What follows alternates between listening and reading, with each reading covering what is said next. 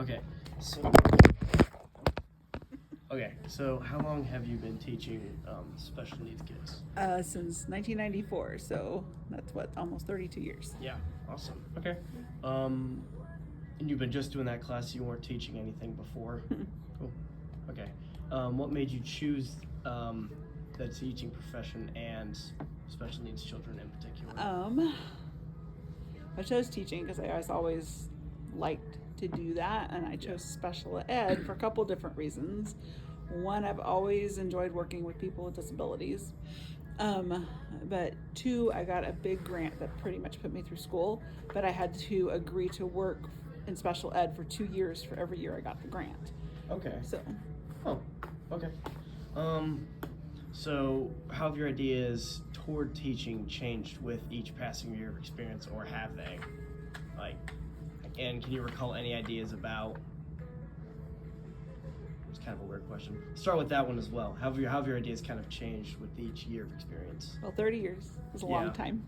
So a lot has changed in education in that time, and especially with our viewpoints towards students with disabilities and what they can learn and what they should be learning. Right.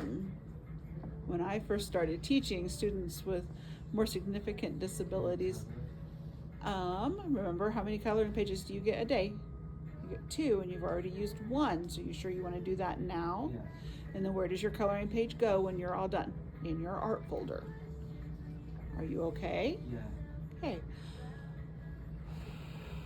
Yes, you may have another coloring page. Taryn knows where they are. Okay. Okay.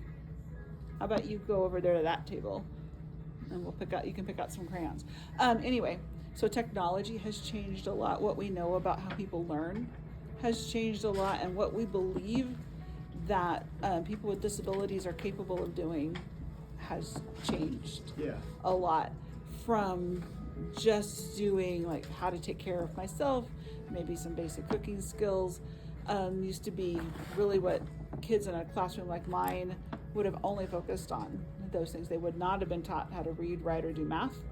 And now we really believe that everybody has the right and the ability to learn at least some level of being able to read and write and do math, follow the curriculum that everybody else follows. They just need maybe different ways to access it, or a slower pace, simpler information, those kinds of things. Yeah. Cool. Okay. What are some of the biggest challenges that you have faced when teaching special needs classes? So, in the world of special ed, you get to teach, right? Like any other class, you get to teach. Mm-hmm. You also get to manage. You have to manage student schedules that are often, every one of them has a different schedule. You have to manage a whole lot of very diverse needs. It's harder to group students, especially when you're talking about low incidence, which is what I teach. So those disabilities don't happen very often, and they're extremely varied. So the needs of each individual student can be pretty complicated. And then you add all of those complications together, and it can get difficult to juggle. You also manage staff. So I'm blessed to have paras, wonderful paras. But part of my responsibility is making sure that they're trained, that they know what to do, and providing them with that guidance and what they need to do. Right. On top of lesson planning and meeting the needs of each of my students. Yeah. And then I also have to collaborate with a bunch of other teachers on how to include my students in those classes and support students in all of those arenas. On top of all that, you also have IEPs that you have to write, paperwork that you have to keep track of.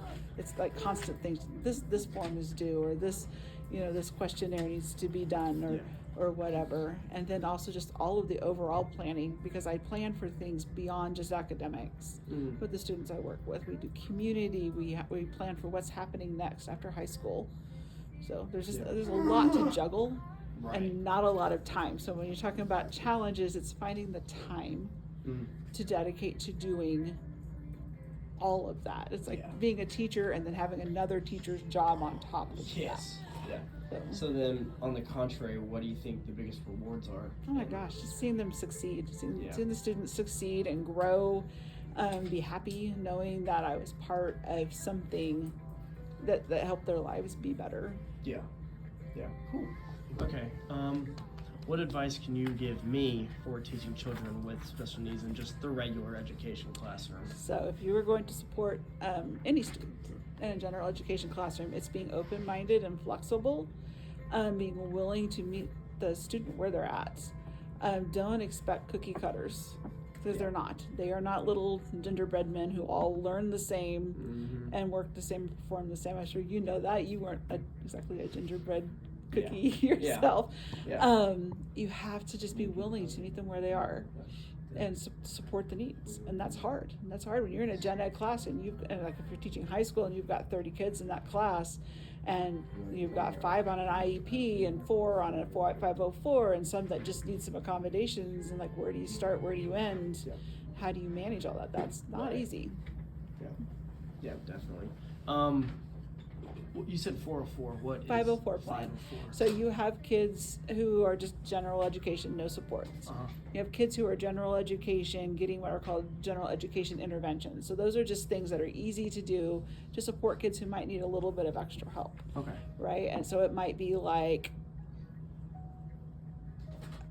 providing notes for them, or providing the slideshow for them to refer to later. Okay. Simple things Right. that are just kind of just part of everyday teaching. Okay.